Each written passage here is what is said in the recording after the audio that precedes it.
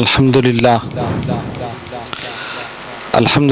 رب العالمین والصلاة والسلام علی من کان نبیا وآدم بین الماء والطین وعلی آلہ واصحابہ اجمعین اما بعد فاعوذ باللہ من الشیطان الرجیم بسم اللہ الرحمن الرحیم ان اللہ ملائکتہ یصلون علی النبی یا ایہا الذین آمنوا صلوا علیہ وسلموا تسلیما اللہم صلی علی سیدنا مولانا محمد وعلی آل سیدنا مولانا محمد صلاة دائمة بدوام الملک الحی القیوم۔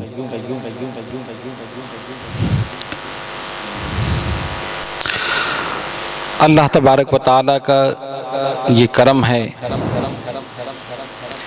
اور اس کے محبوب صلی اللہ علیہ وسلم کا صدقہ ہے کہ اس نے ہمیں اور آپ کو امت محمدیہ صلی اللہ علیہ وسلم میں رکھا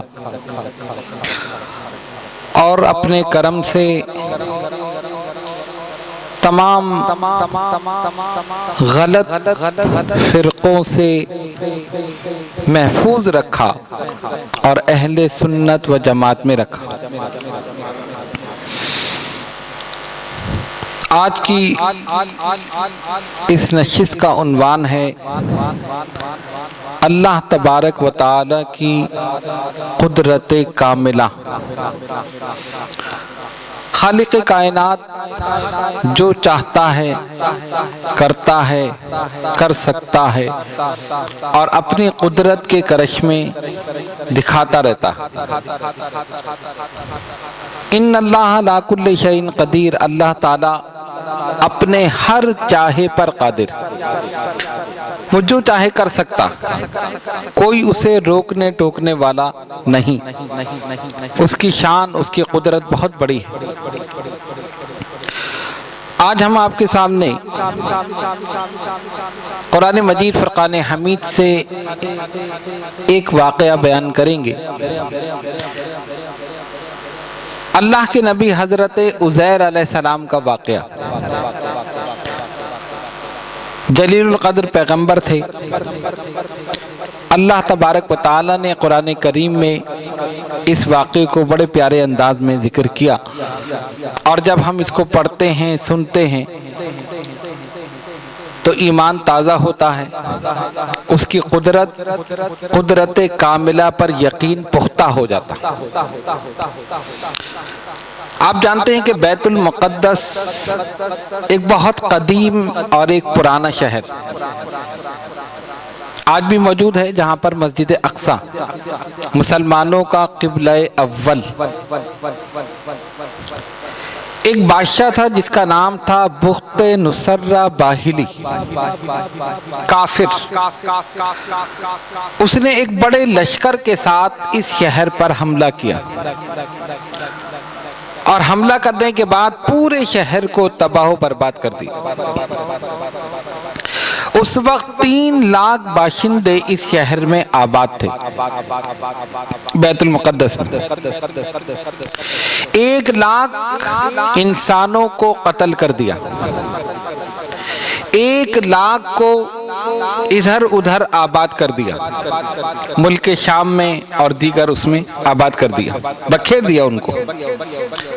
اور جو بقیہ 1 لاکھ تھے ان کو غلام اور لونڈی بنا لیا، قیدی بنا لیا۔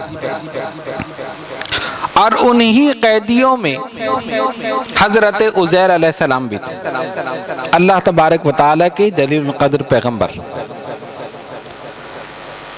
اس نے پورے شہر کو تباہ و برباد کیا، گھروں کو توڑ دیا، مسمار کر دیا، بازاروں کو ویران کر دیا۔ ظاہر ہے جب قتل عام ہوگا ایک مصیبت آئے گی، لوگ وہاں سے بھاگیں گے۔ شہر کی دیواریں گر گئیں، چھتیں گر گئیں، مکانات مسمار ہو گئے، عجیب ویرانہ ہو گیا۔ ایک دن حضرت عزیر علیہ السلام اپنے گدھے پر سوار ہوئے اور آپ نے سوچا کہ میں اس شہر کا چکر لگاؤں۔ میں اپنے اس شہر کی حالت دیکھوں کہ کیا حالت ہے۔ اپنے ساتھ کھانے پینے کی چیزیں لے لی، انگور کا شیرہ، انگور کو نچوڑ کے نکالتے ہیں نا، وہ اپنے ساتھ لے لیا، کچھ کھانے کی چیزیں لے لی، ایک توشے دان جسے کہتے ہیں اس میں رکھ لیا، گدھے پر سوار ہوئے اور پورے شہر کا چکر لگایا۔ جب آپ نے بیت المقدس کا چکر لگایا تو اس کی حالت دیکھ کر سخت رنجیدہ ہوئے، افسردہ ہوئے۔ دیکھا کہ مکانات گرے ہوئے ہیں، مسمار ہیں، چھتیں گری ہوئی ہیں، دیواریں گری ہوئی ہیں، نہ آدم ہے نہ آدم زاد ہے، کوئی نہیں، ایک ویرانہ۔ اسی شہر کو آپ نے آباد دیکھا تھا اور اب اسی شہر کو ویران دیکھ کر سخت رنجیدہ ہوئے، افسردہ ہوئے۔ قرآن کریم میں اللہ تبارک و تعالی نے اس واقعے کو بیان کیا۔ اللہ فرماتا ہے او کالذی مر علی قریۃ، یا اس کی طرح کہ جو گزرا ایک قریے سے، گاؤں سے، وہی خاویۃ علی عروشہا، کہ جس کی چھتیں ڈھی ہوئی تھیں، گری ہوئی تھیں۔ اب جب آپ نے یہ دیکھا مکانات مسمار ہیں، گرے ہوئے ہیں، چھتیں گری ہوئی ہیں، بازار ویران ہیں، سب ختم ہو چکا، تو بے اختیار آپ کے منہ سے ایک جملہ نکلا، فرمایا ان ھذا ان یحیی ھذہ اللہ بعد موتہا۔ قرآن اس کو بیان کر رہا ہے۔ قرآن کہتا ہے قال، آپ نے فرمایا، ان یحیی ھذہ اللہ بعد موتہا، اس کو اس ویرانے کے بعد کون زندہ کرے گا، کون آباد کرے گا، کیسے؟ مولا یہ کیسے آباد ہوگا؟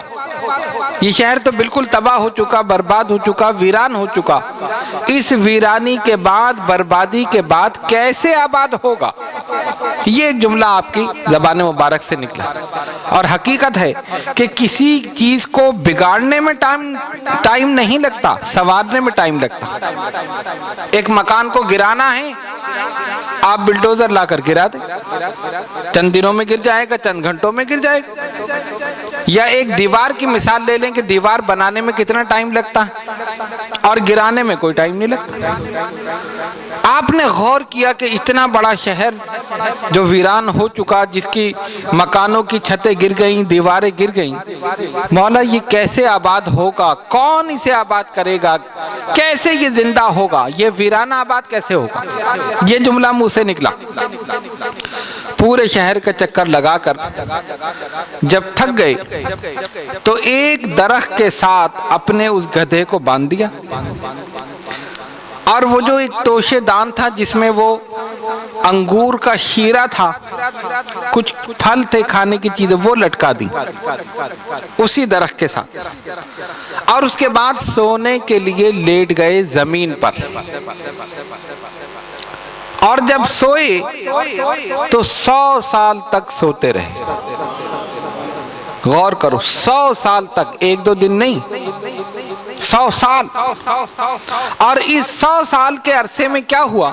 خالق کائنات نے اس شہر کو پھر آباد کر دیا۔ اللہ تبارک و تعالیٰ کی شان ہے، کچھ لوگ آئے، آ کر شہر میں آباد ہو گئے، اور ظاہر ہے جہاں انسان پہنچتا ہے ضروریات زندگی خود بخود جس چیز کی ضرورت ہوتی ہے پہنچ جاتی۔ پہلے قبیلہ آباد ہوا، پھر دوسرا، پھر تیسرا، اس طرح لوگ آنے لگے۔ اب ظاہر ہے جب وہ آئے تو رہنے کے لیے مکان چاہیے، غذا کے لیے کھانا چاہیے، پینے کے لیے پانی چاہیے۔ انسان جہاں پہنچتا ہے اپنی ضروریات کی چیزیں مہیا کر لیتا۔ ایک قبیلہ آباد ہوا، اس نے مکان بنائے، دوسرا ہوا، اس نے بنائے، تیسرا ہوا۔ 100 سال کے عرصے میں پورا شہر بیت المقدس آباد ہو، اور ویسا ہی آباد ہو گیا جیسا کہ پہلے تھا۔ بخت نصرہ باہلی نے تو اس کو برباد کر دیا تھا نا، وہ پھر آباد ہو گیا۔ اب جب وہ شہر آباد ہو گیا، 100 سال کے بعد حضرت عزیر علیہ السلام کی آنکھ کھل گئی۔ اب اللہ کی شان دیکھو، وہ جو گدھا تھا، اب ظاہر ہے وہ تو بندھا ہوا تھا، اس کو پانی چاہیے، اس کو چارہ چاہیے، جانور کو پینے کے لیے پانی اور چارہ کھانے کے لیے نہیں ملے تو ظاہر ہے مرے گا، وہ مر گیا، اور مرا بھی اس کا جسم گل گیا، سڑ گیا، ختم ہو گیا۔ ظاہر حشرات الارض جو ہیں، زمین کے رینگنے والے جانور، انہوں نے کھا لیا ہو، صرف ہڈیاں باقی رہ گئی۔ 100 سال معمولی عرصہ نہیں، 3 دن کے اندر یا 4-5 دن کے اندر ختم ہو جاتا، جسم بھی ختم ہو گیا، صرف ہڈیاں اس کی باقی رہ گئی۔ لیکن اللہ کی شان دیکھو کہ وہ جو شیرہ تھا اور کھانے پینے کی چیزیں تھیں وہ بالکل محفوظ رہیں 100 سال میں بھی۔ انہوں نے کہا تھا نا، انا یحیی ھذہ اللہ بعد موتہا، کون اسے آباد کرے گا؟ مرنے کے بعد یہ شہر کیسے زندہ ہوگا؟ ویران ہونے کے بعد کیسے آباد ہوگا؟ اللہ تعالیٰ نے اپنے قدرت کی کرشمہ دکھا دیا، شان دکھا دی۔ سوتے رہے 100 سال، اور جب ان کی آنکھ کھلی تو سوچ رہے میں کتنی دیر سویا، اندازہ ہی نہیں کہ میں 100 سال سو گیا۔ جیسے آدمی اگر دوپہر کو سو جائے، عصر کے وقت اٹھے تو سوچتا ہے میں پتہ نہیں کتنے گھنٹے سویا، 1 گھنٹے 2 گھنٹے۔ حضرت عزیر علیہ السلام جب بیدار ہوئے کہتے ہیں میں کتنی دیر میں ٹھہرا۔ اب قرآن دیکھیے، اللہ تبارک و تعالیٰ اس واقعے کو بیان کرتا ہے، ثم بعثہ قال کم لبثت، پھر ان کو زندہ کیا، کس نے؟ خالق کائنات نے۔ زندہ سے مراد ان کو بیدار کر دیا، اٹھا دیا۔ اب اللہ پوچھتا ہے کتنی دیر ٹھہرے؟ کم لبثت، لبثت یوما او بعد یوم، 1 دن یا 2 دن؟ میں جو سویا ہوں 1 دن سویا یا 2 دن؟ ہاں نہیں، بل لبثت 100 عام، تم 100 سال سوئی۔ مولا 100 سال؟ ہاں تم 100 سال سوئی۔ وانظر الی حمارک، اپنے گدھے کی طرف دیکھو، ولنجعلک آیۃ للناس، ہم نے اسے نشانی بنائی لوگوں کے لیے۔ اب گدھے کو دیکھا تو وہ تو مر کے ختم ہو گیا، ہڈیاں رہ گئیں، گوشت پوست سب ختم۔ لیکن اب اللہ فرماتا ہے اب دیکھو اپنے کھانے پینے کی چیزوں کی طرف۔ اچھا، کھانے پینے کی جو چیزیں ہیں وہ تو چند گھنٹوں میں سڑ جاتی ہیں، اگر آپ اس کو ایسے ہی درخت سے لٹکا دیں، کھلی فضا میں رکھ دیں، کوئی کھانا ہو، پینے کی چیز ہو، شربت ہو، چند گھنٹوں میں سڑ جائے گی۔ جبکہ جانور جو ہے چند گھنٹوں میں نہیں مر سکتا، اس کے مرنے کے لیے ٹائم چاہیے، وہ چیخو پکار کرے گا، اپنا چارہ مانگے گا، پانی مانگے گا، پھر کہیں جا کے مرے گا، اور اگر مر بھی جائے گا تو چند گھنٹوں میں اس کا گوشت پوست ختم نہیں ہوگا، گوشت پہلے سڑے گا، پھر جانور کھائیں گے، پھر وہ ختم ہوگا، پھر بھی ہڈیاں رہ جائیں گی۔ کیا مطلب؟ کھانے پینے کی چیزیں جو ہیں وہ زیادہ کمزور ہیں بنسبت جانور کے، وہ چند گھنٹوں میں سڑنے والی چیز، چند گھنٹوں میں خراب ہونے والی چیز۔ اب خالق کائنات یہاں اپنی قدرت کا کرشمہ دکھاتا ہے۔ اللہ فرماتا ہے وانظر الی حمارک ولنجعلک آیۃ للناس، دیکھو اپنے اس گدھے کی طرف۔ اب انہوں نے دیکھا وہ تو گل کر سڑ گیا، ختم ہو گیا، ہڈیاں رہ گئیں۔ اب اپنے کھانے پینے کی چیزوں کی طرف دیکھو، جب وہاں دیکھا تو بالکل محفوظ، 100 سال کے اندر چند گھنٹوں میں سڑنے والی چیز 100 سال تک بالکل محفوظ، نہ وہ سڑی، نہ اس کے اندر کوئی بدبو پیدا ہوئی، کوئی چیز نہیں، بالکل صحیح۔ اور خود حضرت عزیر علیہ السلام بالکل محفوظ۔ ورنہ آپ کسی جنگل میں جا کر لیٹ جائیں، بالکل ویرانہ ہو، کوئی نہیں، اور اگر کسی کی موت واقع ہو جائے، جانور آ کر فوراً اس کو کھانا شروع کر دیں، چرند پرند اتر جائیں گے وہیں پر، چیر پھاڑ کرنے والے اس کو چیر پھاڑ کے ختم کر دیں گے، حشرات الارض آ کر اسے کھا لیں گے، سانپ بچھو آ کر حملہ کریں گے۔ لیکن 100 سال تک اللہ کا نبی زمین پر سوتا رہا اور 100 سال کے بعد بالکل محفوظ۔ یہ خالق کائنات اپنی قدرت دکھا رہا ہے اور بتا رہے ہیں کہ دیکھو جو خدا زمین پر اپنے نبی کو 100 سال زندہ رکھ سکتا ہے، یقیناً زمین کے اندر بھی وہ زندہ رکھ سکتا ہے نا، اس کی شان، اس کی قدرت ہے۔ زمین پر رہیں، اب 100 سال میں کتنے موسم بدلے ہوں گے، سردی، گرمی، خزاں، بہار، برف باری، بارش، آندھی، طوفان، یہ ساری چیزیں ہوئی ہوں گی 100 سال کے اندر، لیکن جسم مبارک بالکل محفوظ۔ اور کہہ رہے نہیں میں تو 1 دن یا 2 دن ایسے میں تو سویا، اللہ نے فرمایا نہیں تم تو 100 سال سوئے۔ اب حیران ہوئے 100 سال میں سویا۔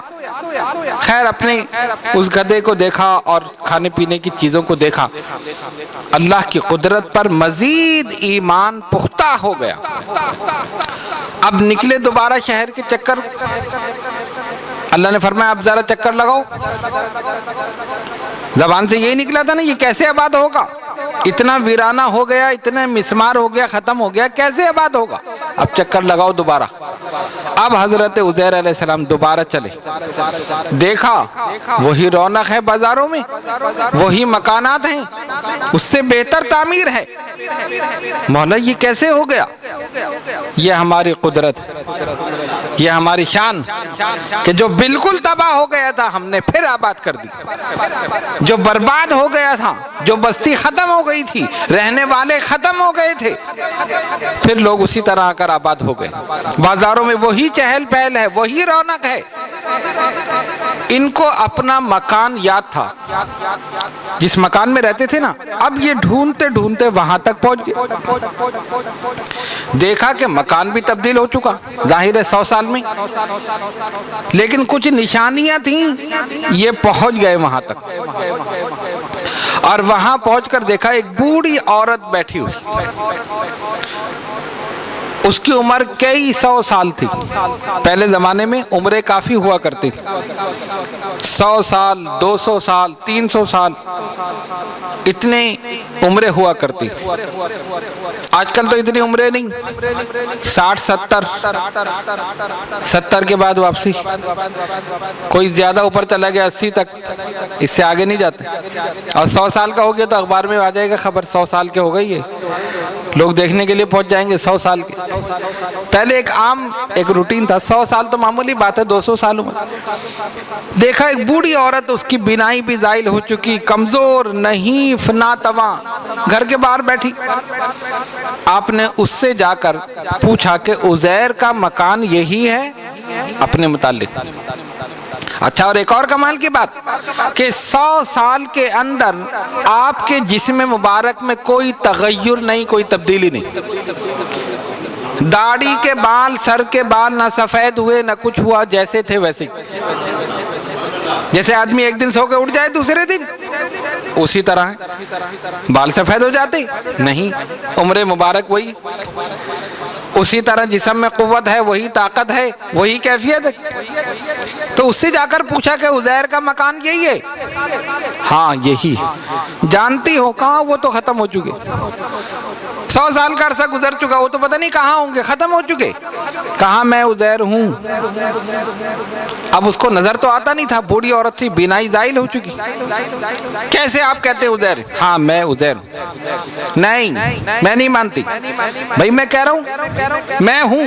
اس نے کہا اچھا، ایک نشانی ان کی تھی کہ وہ مستجاب الدعوات تھے، ان کی دعا قبول ہوتی تھی، جو دعا مانگتے تھے قبول ہو جاتی تھی۔ اگر آپ واقعی عزیر علیہ السلام ہیں تو میری بینائی کے لیے دعا کریں، اللہ تعالیٰ بینائی لوٹا دے۔ آپ نے دعا کے لیے ہاتھ اٹھا دیا، مولا اس بوڑھی کی بینائی لوٹا دے۔ اسی وقت آنکھیں روشن۔ اللہ تبارک و تعالیٰ کو بتانا تھا نا، اپنی قدرت کا کرشمہ دکھانا تھا، اس کی آنکھیں روشن ہو گئی، اس کو ایک دلیل مل گئی، اور آنکھوں سے دیکھا، غور سے دیکھا، کہاں واقعی یہ تو عزیر۔ پھر وہ آپ کو لے کر قوم کے اندر آئی اور بتایا دیکھو یہ عزیر علیہ السلام ہیں، دیکھو یہ ہمارے نبی ہیں۔ وہاں کچھ بوڑھے لوگ بیٹھے تھے، ان کی بھی عمریں ایسے ہی ہوں گی۔ انہوں نے غور سے دیکھا، نہیں ہم نہیں مانتے۔ اس نے کہا دیکھو میرے ساتھ یہ ہوا، ان کی دعا سے میری یہ آنکھیں روشن ہو گئی، میں بالکل نابینا ہو چکی تھی، کچھ نظر نہیں آتا تھا۔ یہ نشانی تھی نا؟ ہاں باقی نشانی تو یہی تو ہیں۔ ان کو یقین نہیں آیا کہ اچھا ایک اور نشانی بھی تھی۔ کیا تھی؟ ان کو توریت جو تھی زبانی یاد تھی۔ اگر یہ ہیں تو سنائیں، آپ نے سنانی شروع کر دی۔ لیکن اب مسئلہ یہ تھا کہ جنہوں نے پوچھا تھا ان کو یاد نہیں تھی۔ نشانی تو یاد تھی، اب ان کو یاد نہیں تھی۔ اب انہوں نے کہا کہ اب ہمیں تو یاد نہیں، یہ تو سنا رہے ہیں باقی، اب پتہ نہیں یہی ہے یا دوسری ہے۔ پھر اس میں تبدیلی ہو چکی، تغیر ہو چکا۔ توریت میں آپ جانتے ہیں آسمانی کتب جو نازل ہوئی اس میں تبدیلی ہو چکی، سوائے قرآن کریم۔ یہ قرآن کا اعجاز ہے کہ جیسے نازل ہوا آج اسی طرح ہے، قیامت تک اسی طرح، کوئی تبدیلی نہیں۔ خالق کائنات خود حفاظت کر رہا۔ جن کتابوں کی حفاظت لوگوں کے ذمے کر دی اس میں تبدیلی ہو گئی، اور جس کتاب کی حفاظت اپنے ذمے اس نے لے لی اس میں کوئی تبدیلی نہیں۔ مٹانے والے سے زیادہ بچانے والا زبردست۔ اب کیا کریں؟ پھر اس میں سے ایک بوڑھا آدمی تھا، اس نے کہا ہاں میرے دادا کے پاس ایک نسخہ تھا اور مجھے یاد ہے کہ انہوں نے فلاں مقام پر اس کو دفن کر دیا تھا، چلو وہ جا کر دیکھیں۔ انہوں نے کہا ٹھیک ہے۔ جا کر اس جگہ کو کھودا، ایک صندوق نکل آئے، اس کے اندر سے توریت کے نسخے نکل آئے۔ اب پڑھیے آپ، انہوں نے پڑھا، دیکھا تو ایک لفظ کا بھی فرق نہیں، جو اصل تھی جس میں کوئی تبدیلی نہیں ہوئی تھی۔ تب انہوں نے یقین کر لیا کہ یہی حضرت عزیر علیہ السلام۔ یہ اللہ تبارک و تعالیٰ کی شان ہے، وہ چاہے تو 100 سال اپنے نبی کو زمین پر زندہ رکھے، جو زمین پر زندہ رکھ سکتا ہے زمین میں بھی زندہ رکھ سکتا ہے۔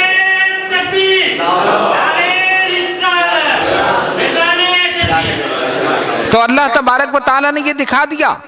تم نے یہ کہا تھا کہ یہ شہر کیسے آباد ہوگا، دیکھو ہماری شان، ہم نے پھر آباد کر دیا، ہم نے پھر اسے زندہ کر دیا۔ بالکل ویران ہو گیا، مسمار ہو گیا، ختم ہو گیا، دیواریں گر گئیں، چھت گر گئی، کوئی وہاں پر رہنے والا نہیں۔ اس ویرانے کو آباد کرنا یہ ہماری شان، یہ ہماری قدرت ہے، اور 100 سال سلانے کے بعد پھر بیدار کر دی، جس میں مبارک میں کوئی تغیر نہیں، کوئی تبدیلی نہیں۔ یہ ہے اللہ تبارک و تعالیٰ کی شان۔ یہی وجہ ہے جو اس سے تعلق رکھتے ہیں، خالق کائنات سے تعلق رکھتے ہیں، اس سے محبت کرتے ہیں، اس کے نبی کی اطاعت کرتے ہیں، ان کا جسم بھی اسی طرح محفوظ رہتا ہے۔ اس جسم کو کوئی کھانے والا نہیں۔ اور سوچنے کی بات یہ ہے کہ جب جسم کو دفن کیا جاتا ہے تو زمین کھاتی ہے، کیڑے کھاتے ہیں جسم کو، آپ دیکھ لیں نا، اسی لیے قبر کو کھولنے کا حکم نہیں۔ ایک دفعہ دفن کر دیا، اب کھولنے کی اجازت نہیں، اللہ کے سپرد کر دیا۔ نیک ہے بد ہے جو بھی ہے، پردہ پوشی ہے، حکم نہیں ہے کہ آپ دوبارہ کھولیں، کھول کر دیکھیں۔ اگر بالفرض گناہگار ہے اور جسم ختم ہو گیا تو ایک قسم کی اس کی بے عزتی ہوگی لوگوں کی نظروں میں، دیکھو اس کو دفن کیا تھا، ختم ہو گیا، اس لیے حکم نہیں، کھولو نہیں، دفن کر دیا، اللہ کے سپرد کر دیا، جیسا بھی ہے پردہ پوشی کر دی۔ لیکن اس نے اپنی شان، اپنی قدرت یہ دکھا دی کہ کوئی تو وہ ہے کہ 3 دن کے اندر اس کا پیٹ پھٹ گیا، کیڑے پیدا ہو گئے، کیڑوں نے جسم کو کھا لیا، ہڈیاں رہ گئیں، اور کوئی وہ ہے 1400 سال ہو گئے دفن ہوئے ہوئے، جب کھول کر دیکھا تو کفن تک میلا نہیں، اسی کفن کے ساتھ، اسی جسم کے ساتھ محفوظ۔ اور ایک نہیں، ہزاروں واقعات اللہ تبارک و تعالیٰ نے دکھا دیا کہ دیکھو یہ وفاداروں کا انجام ہے اور یہ بے وفاؤں کا انجام۔ وفاداروں کا صلہ یہ ہے کہ ان کا جسم بھی محفوظ ہے، ان کا کفن بھی محفوظ ہے، اور جو نافرمان ہیں، جو غدار ہیں، ان کا جسم گل گیا، سڑ گیا، ختم ہو گیا، نسیہ منسیہ ہو گیا، بھلا دیے گئے، کوئی جانتا بھی نہیں کون تھا، کب دفن ہوا، کیا ہوا، قبروں کا نشان مٹ گیا، اور جو وفادار ہیں ان کی قبریں آج تک موجود، آج تک ان کے جسم بھی محفوظ۔ نبی پاک علیہ الصلوۃ والسلام کے دو صحابی حضرت حذیفہ یمنی اور حضرت عبداللہ بن جابر رضی اللہ تعالیٰ، ان کے مزار دریائے دجلہ کے پاس عراق میں دفن کر دیا۔ دریا کا پانی مزار تک آ گیا۔ بادشاہ وقت کو، قاضی وقت کو، جو قاضی شہر تھا، اس کو بشارت دی ہمارے مزاروں میں پانی آ گیا ہے، لہذا ہمیں یہاں سے منتقل کر دو۔ قاضی صاحب نے دیکھا، سوچا کہ ہو سکتا ہے خواب ہو۔ دوسرے دن پھر خواب نظر آ رہا، تیسرے دن پھر وہی خواب نظر آ رہا، ہمیں اپنے مزاروں سے منتقل کر دو، اس لیے کہ دریائے دجلہ کا پانی آ گیا ہے۔ جب 3 مرتبہ یہ خواب دیکھا، اب یقین ہوا کہ واقعی کوئی بات۔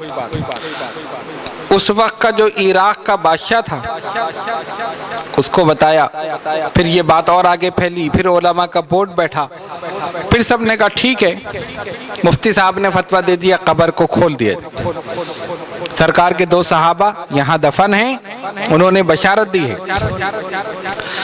کہا پہلے احتیاط یہ کرو کہ دریا کے اور قبر کے درمیان جو زمین ہے پہلے اس کو کھود کے دیکھ لو۔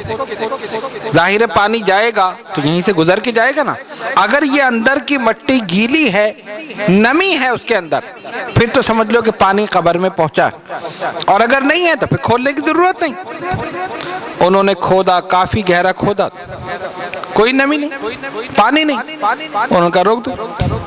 پھر خواب نظر آیا، جب ہم تم سے کہہ رہے ہیں کہ پانی قبر میں آ گیا ہے، ہمیں منتقل کر دو۔ پھر مفتی صاحب نے کہا ٹھیک ہے، اب تو کھولنا چاہیے۔ بات پھیل گئی، صحابہ کی قبروں کو کھولا جا رہا، دیکھنے کے لیے عوام پہنچ گئی، بڑے بڑے کیمرے نصب کر دیے گئے، عالم اسلام میں اعلان کر دیا گیا حضور علیہ الصلوۃ والسلام کے 2 صحابہ کے مزارات کو کھولا جا رہا۔ اور جب مزاروں کو کھولا تو کفن بھی میلا نہیں ہوا، اور جب چہروں کو کھولا تو ایسا لگا کہ ابھی سے دفن کیا گیا، جیسے سو رہے۔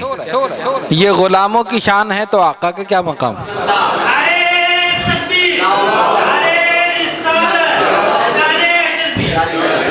جب غلام زندہ ہیں تو آقا بدرجہ اعلیٰ زندہ ہے۔ پھر ان کے مقدس جنازوں کو، جسموں کو نکالا، سب نے زیارت کی، اور ایک کمال کی بات یہ تھی کہ ان کی آنکھیں کھلی ہوئی تھیں، آنکھیں کھلی ہوئی تھی۔ ارے آنکھیں تو بند کرتے ہیں نا، حکم یہی ہے کہ جب کسی کی روح نکلے آنکھوں پر ہاتھ رکھ دو۔ اس کی وجہ کیا ہے؟ اگر کھلیں گی تو کھلی رہ جائیں گی، اگر ہاتھ جیسا ہے ویسے ہی رہ جائے گا۔ اس لیے حکم کیا ہے؟ ہاتھ پیر سیدھے کر دیے جائیں، چہرہ قبلہ رخ کر دیا جائے، دائیں جانب کر دیں، کیونکہ ورنہ اکڑ جائیں تو پھر سیدھا نہیں کر سکتے۔ آنکھوں پر آپ ہاتھ رکھ دیں تھوڑی دیر کے بعد آنکھیں بند، پھر بند رہیں گی۔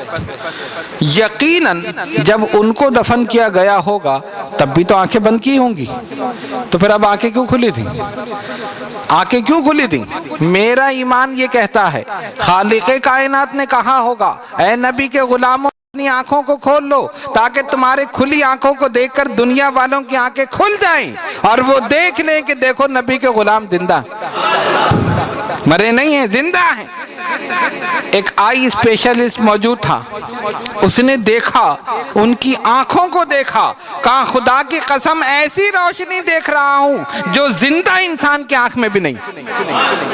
یہ تو فوت ہو چکے، ان کو 1400 سال ہو چکے، ایسی روشنی میں دیکھ رہا ہوں ان آنکھوں میں، مرنے کے بعد بھی زندہ کی آنکھوں میں ایسی روشنی نہیں جو میں ان کی آنکھوں میں دیکھ رہا ہوں۔ اور اسی وقت کلمہ پڑھ کے وہ مسلمان ہو گئے۔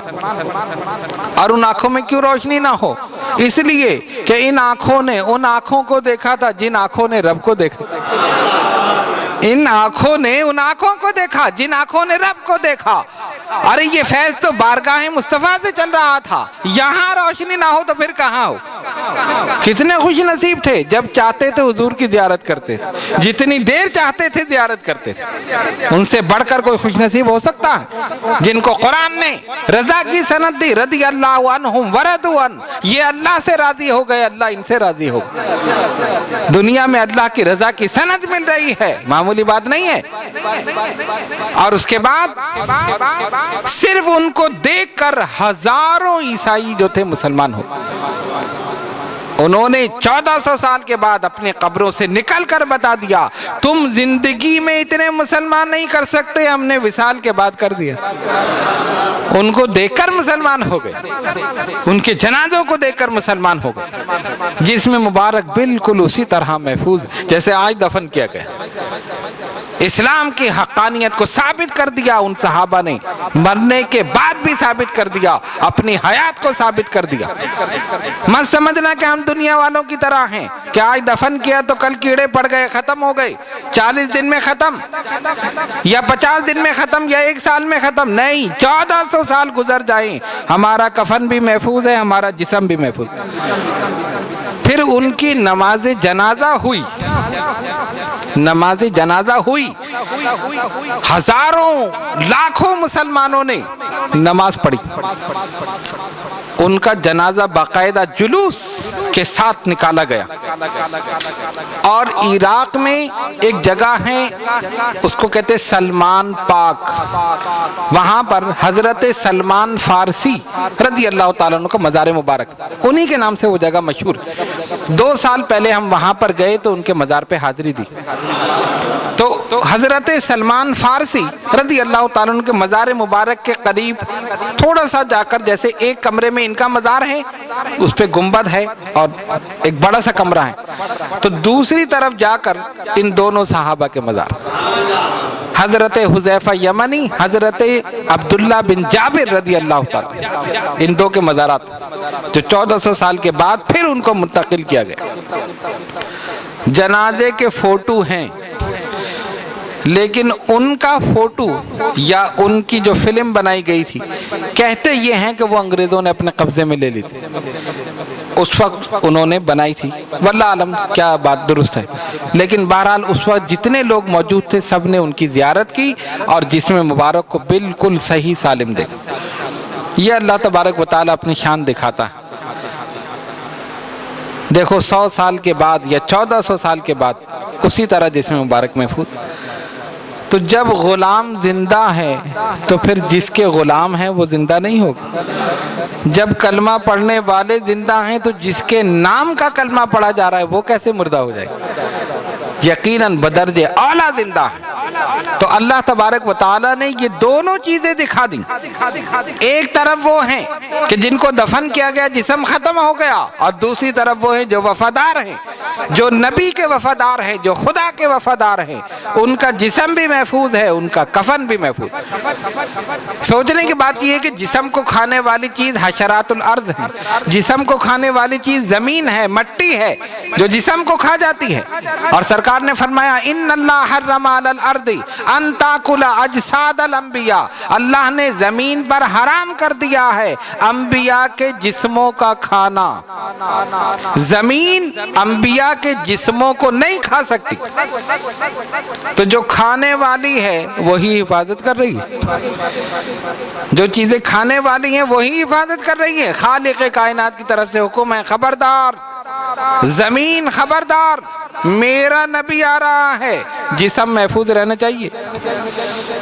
تو زمین کیسے اطاعت نہ کرے، زمین کیسے فرمانبرداری نہ کرے؟ زمین جو کھاتی ہے وہی حفاظت کر رہی ہے، حشرات الارض جو کھا رہے ہیں وہی حفاظت کر رہی۔ تو حضرت عزیر علیہ السلام کے واقعے نے یہ بتا دیا کہ اللہ کا نبی زمین پر ہو تب زندہ ہے، زمین میں ہو تب زندہ۔ زمین پر جب سوئے تو جب بھی ایسے ہی سوئے نا، کھلی فضا تھی، کچھ نہیں ہوا، کسی نے حملہ نہیں کیا، کسی شیر نے، کسی چیتے نے حملہ نہیں کیا، حشرات الارض جو تھے رینگنے والے جانور انہوں نے حملہ نہیں کیا۔ کیوں؟ خالق کائنات کی طرف سے ہدایت مل گئی ہوگی، اس جسم کو چھیڑنا نہیں ہے، اس کو نہیں چھیڑنا ہے، یہ ہماری نشانی ہے۔ اللہ تبارک و تعالی خود حفاظت فرما رہا۔ تو کہنے کا مقصد یہ ہے، یہیں سے ہم اہل سنت و جماعت کا عقیدہ ثابت ہو گیا کہ جتنے بزرگان دین ہیں اپنے قبور میں زندہ ہیں، جتنے انبیاء ہیں اپنے مزارات میں زندہ ہیں، جتنے صحابہ ہیں اپنے مزارات میں زندہ ہیں۔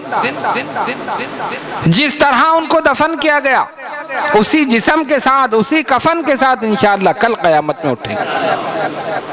اور اگر ہم چاہتے ہیں کہ ہمارے ساتھ بھی ایسا ہو تو پھر وہی کرو جو انہوں نے کیا تھا۔ انہوں نے کیا کیا تھا؟ وہ بھی ہماری طرح انسان تھے، چلتے تھے، پھرتے تھے، کھاتے تھے، پیتے تھے، اٹھتے تھے، بیٹھتے تھے، ساری چیزیں کرتے تھے، لیکن ایک کام کرتے تھے، رسول کی وفاداری کرتے تھے، رسول سے محبت کرتے تھے، رسول کی اطاعت کرتے تھے، ان کے ہر حکم پر سر تسلیم خم کر دیتے تھے۔ خالق کائنات نے ان کو یہ مقام عطا فرما دیا، یہ عزت عطا فرما دی، یہ عظمت عطا فرما دی۔ اور ان کا ادھر سے ادھر منتقل ہونا بالکل ایسے ہے کہ جیسے ایک گھر سے دوسرے گھر میں منتقل ہو جائے۔ آدمی گھر تبدیل کرتا ہے نا، ایک گھر سے سامان لیا دوسرے گھر چلا گیا۔ ان کے لیے یہ بھی گھر ہے، جو قبر ہے وہ بھی گھر ہے، ادھر سے اٹھے وہاں چلے گئے، جیسے یہاں تھے ایسے وہاں ہیں۔ لیکن فرق کیا ہے؟ پہلے وہ ہمیں دیکھتے تھے، ہم بھی انہیں دیکھتے تھے، لیکن اب وہ ہمیں دیکھتے، ہم انہیں نہیں دیکھتے۔ ہم انہیں نہیں دیکھتے، ہاں دیکھ سکتے ہیں، دیکھ سکتے ہیں، آج بھی دیکھ سکتے ہیں۔ اگر آپ دیکھنا چاہیں تو دیکھ سکتے ہیں۔ کیسے؟ دیکھنے کے لیے کوئی چشمہ نہیں لگانا پڑے گا، دیکھنے کے لیے اس دل کو صاف کرنا پڑے گا۔ یہ قلب صاف ہو جائے، گناہوں کی آلودگی سے پاک ہو جائے، باطنی آنکھ کھل جائے، جس مزار پہ جاؤ وہیں مراقبہ کر لو، وہیں زیارت کر لو، وہیں مراقبہ وہیں زیارت۔ تو یہ باطنی نظام آج بھی اسی طرح موجود ہے جیسے پہلے موجود تھا، اسی طرح موجود ہے۔ اور جس کی باطنی آنکھ کھلی ہوئی ہے وہ اس نظام میں شامل ہے، اس نظام کو دیکھ رہا ہے، اس نظام کا حصہ۔ ہماری باطنی آنکھ کھلی نہیں، ہمارے سامنے قبر ہے، ایک مٹی کا ڈھیر ہے، لیکن جس کی باطنی آنکھ کھلی ہوئی ہے اس کے سامنے مٹی کا ڈھیر نہیں ہے، اس کے سامنے صاحب مزار ہے، اس کے سامنے صاحب مزار ہے۔ اگر اس آنکھ سے دیکھو تو کہیں داتا گنج بخش بیٹھے ہوئے نظر آئیں گے تو کہیں غریب نواز نظر آئیں گے، کہیں غوث جیلانی نظر آئیں گے تو کہیں مجدد الفسانی، کہیں مخدوم سمنانی تو کہیں قطب ربانی۔ جتنے بزرگان دین ہیں سب اپنے مزارات میں زندہ ہیں، فیض پہنچا رہے ہیں، ہدایت دے رہے ہیں، بشرطے کہ تمہاری دل کی آنکھ کھلی ہوئی۔ آج بھی ان سے فیض حاصل کیا جا سکتا ہے۔ تو یہ تمام روحانی سلاسل، ان کی تعلیمات اسی لیے ہیں کہ انسان کے قلب کو صاف کیا جائے، پاک کیا جائے۔ جب قلب صاف اور پاک ہو جائے گا تب یار کے جلوے نظر آ جائیں گے۔ پاک اور صاف ہونے کی ضرورت۔ اب بعض لوگ یہ کہتے ہیں کچھ نہیں ہے، مر گئے، ختم ہو گئے، کچھ نہیں ہوا، نہ کچھ کر سکتے ہیں، نہ دے سکتے ہیں، نہ فیض پہنچا سکتے ہیں، یہی کہتے ہیں نا۔ ہم کہتے ہیں ہاں تم صحیح کہہ رہے ہو، تمہارے والے نہیں دے سکتے، ہمارے والے دے رہے ہیں۔ اب اندھا اگر کہے کہ سورج نہیں ہے تو کیا کہو گے؟ اس کو مارو گے؟ یہ تو صحیح کہہ رہا ہے، اس کی تو آنکھ ہی نہیں ہے۔ جب یہ دیکھ ہی نہیں سکتا تو یہی کہے گا نا۔ جب اس کی بینائی سلب ہو چکی، اس کو کچھ نظر نہیں آ رہا تو وہ تو یہی کہے گا۔ نابینا یہی کہے گا سورج نہیں ہے۔ کتنا بڑا سورج پوری کائنات کو روشن کر رہا ہے اور وہ کہے گا اندھیرا ہے، اندھیرا ہے، کچھ نہیں ہے۔ تو ہم اندھے کو کچھ نہیں کہیں گے، اس کا قصور نہیں، اس کی آنکھ کا قصور، اس کی بینائی کا قصور۔ تو اگر کوئی کہہ دے کہ کچھ نہیں تو لڑنے کی ضرورت نہیں، سمجھ لو اس کا تعلق ادھر سے ہے، ہمارا تعلق ادھر سے۔ ان کا تعلق نہ دینے والوں سے، ہمارا تعلق دینے والوں سے۔ اور لین دین تو زندہ میں ہوتا ہے، مردہ میں تھوڑی ہوتا ہے۔ لین دین زندہ میں ہوتا ہے، مرنے کے بعد تھوڑی۔ اب کوئی مر گیا تو اس کو کوئی تحفہ دو گی کیا؟ وہ تو مر گیا، ختم ہو گیا۔ جو زندہ ہے اسی کو آپ تحفہ دیں گے نا، وہی آپ کو تحفہ دے۔ لین دین زندوں میں، مردوں میں نہیں۔ ہم یہاں زندہ، غوث اعظم وہاں زندہ۔ मखदूम समनानी वहां जिंदा, हमने सवाब का तोहफा भेजा, उन्होंने दुआओं का तोहफा भेजा। हमने इल्तिजाओं का तोहफा भेजा, उन्होंने निगाह करम का तोहफा भेजा। लेन देन हो रहा है, इसलिए हम यहाँ जिंदा हैं, वो वहां जिंदा। तो अगर वही बातनी जिंदगी चाहते हो तो इस आर्जी जिंदगी में अपने आप को अपने रसूल का वफादार बना लो। और वफादारी क्या है? जिन चीजों का हुक्म दिया है वो करें, और जिनसे रोक दिया है उनसे रुक जाए। अपने आप को शरीयत और सुन्नत के मुताबिक ढालने की कोशिश करें, नबी पाक अलैहिस्सलातु वस्सलाम की सुन्नतों के मुताबिक ढालने की कोशिश करें। उसी तरीके पर चलें जिस पर सहाबा चलते रहे, जिस पर बुजुर्गान दीन चलते रहे, जिस पर औलिया कामिलीन चलते रहे, और चल कर उन्होंने मकामात तय कर लिए, दरजात और मरातिब हासिल कर लिए। अगर वही तरीका आज भी अपनाया जाए, आज भी दर्जे मर्तबे मिल सकते हैं, मकामात मिल सकते हैं। तो आज की इस गुफ्तगू का हासिल क्या है? खालिक कायनात ने अपनी कुदरत और अपनी शान को दिखा दी कि हम चाहें तो जमीन पर 100 साल तक अपने नबी को जिंदा रखें, 100 साल तक सुला दें और फिर बेदार कर दें। न जिस्म में कोई तगय्युर, न लिबास में, किसी चीज में कोई तब्दीली नहीं, जैसे सोए वैसे ही उठ गए। इसी तरह मरने के बाद भी जिस तरह कब्र में है उसी तरह हशर में। ये नहीं कि किसी दूसरे जिस्म के साथ। सरकार ने खुद फरमाया मेराज की रात में कसीब अहमर के पास से गुजरा, हजरत मूसा अलैहिस्सलाम अपने कब्र में खड़े होकर नमाज पढ़ रहे। हुजूर फरमा रहे मूसा अलैहिस्सलाम कब्र में खड़े होकर नमाज पढ़ रहे। तो कब्र में इंसान को लिटाया जाता है या खड़ा किया जाता है? लिटाते हैं ना, तो वो खड़े कैसे हो गए? कैसे खड़े हो गए मूसा अलैहिस्सलाम? किसी ने पकड़ के उठाया? नहीं, खुद खड़े हो गए, इसलिए कि जिंदा है। जिंदा को खड़ा करने की जरूरत नहीं, मुर्दे को उठाया जाता है। उनको लिटा के दफन के हुजूर फरमाते खड़े होकर नमाज पढ़ रहे। पता चला कि जितने अंबिया किराम हैं अपने कबूर में उसी तरह इबादत करते हैं जिस तरह अपनी जाहिरी जिंदगी में करते हैं। इसी तरह उनके सदक़े में जितने बुजुर्गान दीन औलिया कामिलीन हैं अपने मामूलात उसी तरह पूरा करते हैं जिस तरह अपनी जिंदगी में करते हैं। फर्क ये है कि हमारी निगाहों से ओझल, हम उनको देख नहीं सकते, लेकिन अगर बातनी आँख खुल जाए तो आज भी उनकी जियारत कर सकते हो, आज भी फैज़ हासिल कर सकते हो। तो अब हमारे लिए क्या चीज़ ज़रूरी है? हम क्योंकि अहले तरीक़त हैं, अहले मोहब्बत हैं, बुजुर्गान दीन के दामन से वाबस्ता हैं, इसलिए सबसे पहली चीज़ हमारे लिए जो लाजिम है, ज़रूरी है, 5 वक्त नमाज की पाबंदी। 5 वक्त नमाज की पाबंदी वैसे तो हर मुसलमान पर ज़रूरी है, लेकिन जो अहले तरीक़त, अहले मोहब्बत, उनके लिए लाजमी है। उसके बाद जो कुछ वज़ाइफ आपको बताए गए उसकी पाबंदी, मामूलात की पाबंदी। 2 चीज़ें हैं, एक है मामलात और एक है मामूलात। बात समझ रहे हैं? एक है मामलात, मामलात जानते हो? एक दूसरे के साथ लेन देन, अमानत में खयानत ना हो, धोखा ना हो, किसी के साथ बददियानती ना हो, इसको क्या कहते हैं? मामलात। और एक है मामूलात, सुबह ये पढ़ना है तो शाम को ये पढ़ना है, रात को ये पढ़ना है।